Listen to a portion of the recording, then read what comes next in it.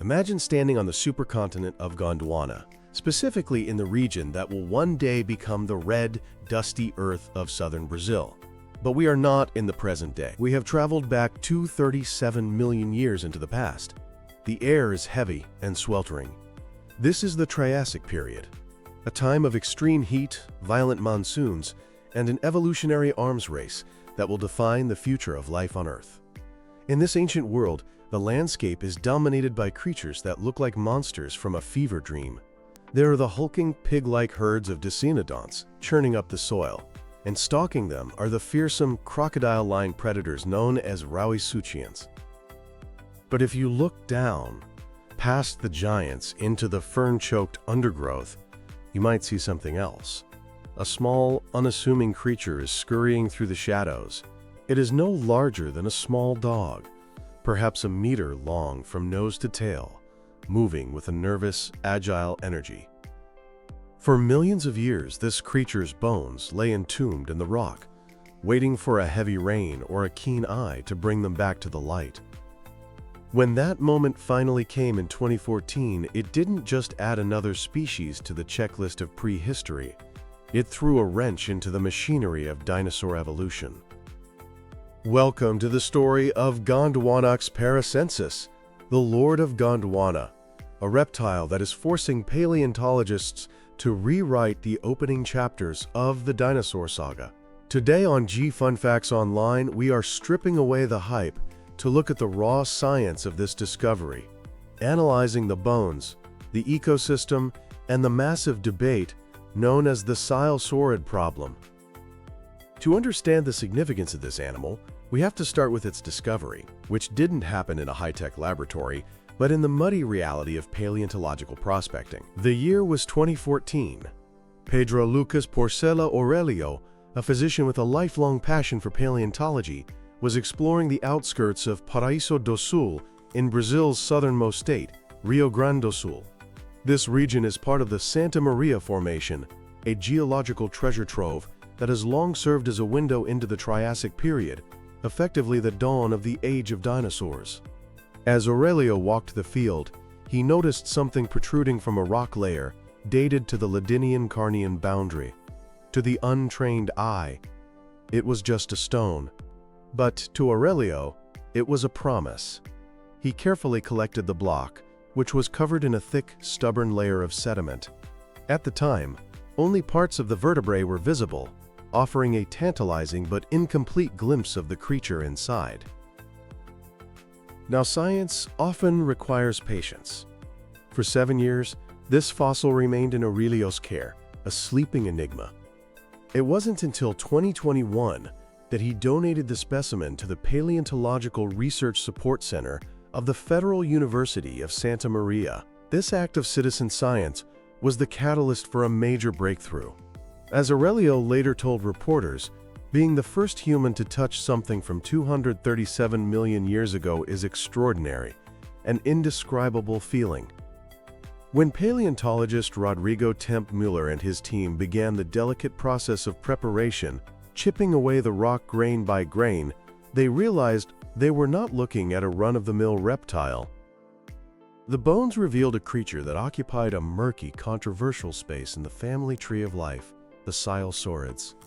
Let us dive into the anatomy of this enigma, because to understand why Gondwanax paraisensis is so revolutionary, you have to look at the mechanics of its body. This animal was small, weighing between 3 and 6 kilograms, or about 7 to 13 pounds. It had long, slender limbs suggesting an active lifestyle, and a long tail that would have provided balance. In life, it would have looked somewhat like a reptilian greyhound, perhaps covered in simple filaments or scales, darting through the brush to avoid the crushing jaws of larger predators. However, the devil was in the details, specifically in the hips. The most shocking feature of Gondwanax was its sacrum, the region of the spine where the backbone connects to the pelvis. Most early silesaurids, and indeed most reptilian precursors to dinosaurs, possess only 2 sacral vertebrae. This is considered the primitive condition. True dinosaurs, on the other hand, typically have 3 or more, a modification that strengthens the hips for more efficient locomotion, particularly bipedal running. Here is the anomaly. Gondwanax, despite being one of the oldest silesaurids ever found, possessed 3 sacral vertebrae. It was advanced before its time. As Rodrigo Tempmuller noted, this feature is usually observed in more derived forms, not in a creature sitting at the very base of the lineage. Furthermore, the femur, or thigh bone, showed an incipient 4th trochanter. This is a muscle attachment point that is a hallmark of dinosaur leg anatomy, critical for the powerful retraction of the leg during running. This unique combination of features, an ancient age combined with advanced dinosaurian traits, suggested that Gondwanax was not merely a side branch of evolution, it was a bridge. This brings us to the core of the scientific conflict, something paleontologists call the silesaurid problem. For decades, scientists have argued about where silesaurids fit in the grand scheme of things. Are they the sisters of dinosaurs, or are they dinosaurs themselves? There are 2 main schools of thought here. The traditional view, known as the sister group hypothesis, holds that silesaurids and dinosaurs are separate lineages that share a common ancestor. In this view, silesaurids are cousins that look like dinosaurs and act like dinosaurs, but lack the specific suite of anatomical keys to enter the club. They evolved in parallel, experimenting with similar body plans before eventually going extinct. However, there is a more radical view that has gained traction in recent years, called the stem ornithischian hypothesis. This theory suggests that silesaurids are not a dead-end sister group. Instead, they are the direct ancestors, or the first rung on the ladder, of the bird-hipped dinosaurs, the group that would eventually give rise to Triceratops, Stegosaurus, and the duck-billed hadrosaurs. Gondwanax tips the scales heavily toward this second hypothesis. Its 3 sacral vertebrae are a trait defining ornithischians. If silesaurids like Gondwanax are indeed early ornithischians, then the dinosaur family tree is much older and more complex than we thought. It implies that the bird-hipped lineage was already diversifying in the Middle Triassic, millions of years earlier than the confirmed fossils of true ornithischians appear on the record. This effectively rewrites the origin story. It suggests that what we call dinosaurs might be an arbitrary label applied to a continuum of evolution, and that animals we once dismissed as precursors were actually the first drafts of the masters of the Mesozoic. But to fully appreciate this animal, we must step back into its world. Let's reconstruct the Dinodontosaurus assemblage zone of the Santa Maria Formation, as it was 237 million years ago. The climate is hot and seasonal, a hothouse world with distinct wet and dry spells, driven by the vast monsoons of the supercontinent Pangaea. The landscape is lush, but alien. There are no flowers, no grass, no broad-leafed trees as we know them. Instead, the ground is carpeted with dichroidium seed ferns, their forked fronds swaying in the humid breeze. Groves of neocalamites, which are giant horsetails, cluster around riverbanks, while podozomites, conifers, and ginkgo relatives dominate the drier uplands. The fauna is a carnival of monsters that evolution has since discarded. The ecosystem is named after Dinodontosaurus, a massive dicynodont. These herbivores were the cows of the Triassic, heavily built animals with turtle-like beaks and 2 large tusks. They roamed in herds, stripping vegetation and churning the soil. Stalking these herds was the apex predator, Prestosuchus chinoquensis. This was not a dinosaur, but a Rauisuchian, a relative of crocodiles that walked on erect legs. Growing up to 7 meters long, with a skull full of serrated steak-knife teeth, Prestosuchus was the undisputed king. A single snap of its jaws could end a Gondwanax. Gondwanax was not alone in its niche, either. It shared this world with other silesaurids, like Gomatavus antiquus. The presence of 2 distinct silesaurids in the same ecosystem indicates that these animals were successful and diverse, likely partitioning resources. Perhaps Gondwanax chased insects while Gomatavus nibbled on tough ferns. In the shadows, cynodonts like Macetognathus and Chinniquodon, the ancestors of mammals, scuttled about. They were part of the underground resistance, biding their time until the dinosaurs would rise and fall. In this dangerous, competitive world, Gondwanax used its speed and agility to survive. Its advanced hip structure wasn't just a taxonomic curiosity.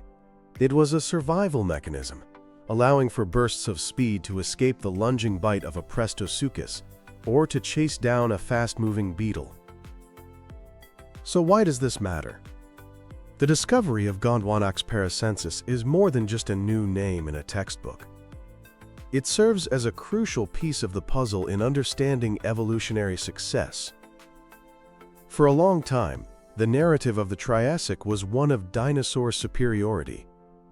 The story went that dinosaurs appeared, were instantly better than everyone else, and took over the world. Gondwanax challenges this. It shows that the dinosaur body plan was being assembled piecemeal, over millions of years, in different lineages. The line between dinosaur and non-dinosaur is becoming impossibly blurry. If silesaurids are indeed early ornithischians, it solves a long-standing mystery known as the Ornithischian Gap. For years, paleontologists were puzzled by the fact that while we had plenty of early meat-eating dinosaurs and long-necked dinosaurs in the Triassic, the bird-hipped dinosaurs were missing in action. They seemed to appear out of nowhere in the Jurassic. Gondwanax suggests they didn't appear out of nowhere. They were there all along, hiding in plain sight, disguised as silesaurids. As Rodrigo Tempmuller and his colleagues continue to study Gondwanax, they are also looking for more. The Santa Maria Formation is vast and largely untapped. Every heavy rain erodes the red mudstone, potentially exposing the next clue. The discovery highlights the vital importance of South American paleontology. For over a century, the story of dinosaur origins was told through fossils found in North America and Europe. But Brazil and Argentina are now revealing that the true cradle of the dinosaurs was likely in the southern hemisphere, in the heart of Gondwana. Gondwanax paraisensis stands as a testament to the complexity of life. It was a creature of transition, a biological experiment that blurred the lines of classification. It reminds us that evolution does not work in clean categories. It is a messy, beautiful process of trial and error. 237 million years ago, a small reptile took a step with a hip slightly different from its parents, and in that small anatomical shift, the dynasty of the dinosaurs began to take shape. For now, the Lord of Gondwana rests in the collection at the Federal University of Santa Maria, a small collection of bones that casts a very long shadow over the history of life on Earth.